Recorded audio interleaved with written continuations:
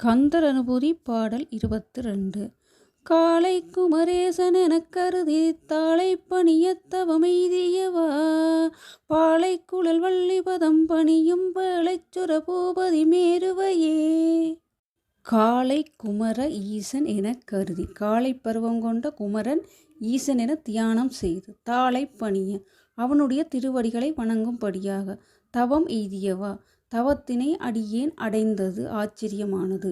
ஆலை குழல் கமுகின் பாலை போன்ற நீண்ட கூந்தலை உடைய வள்ளிபதம் பணியும் வள்ளி பிராட்டியின் பாதங்களை தொழுகின்ற வேளை முருகவேளை முருகப்பெருமானை சுர பூபதி தேவர்களின் அரசனை மேருவையே மேரு மலையன்ன பெருமை உடையவனையே.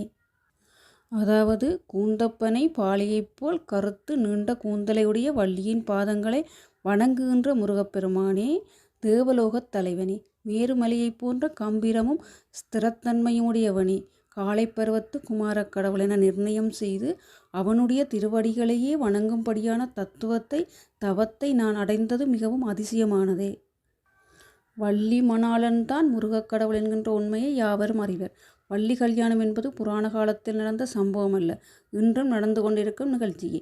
ஞானத்திலோ பக்தியிலோ பக்குவமடைந்த ஆன்மாக்களை இறைவன் தானே வலிய வந்து ஆட்கொள்வான். இதற்கு சாட்சியாக தன்னையே கூறுகிறார். அதாவது அருணகிரிநாதர் தன்னுடைய வாழ்க்கையே கூறுகிறார்.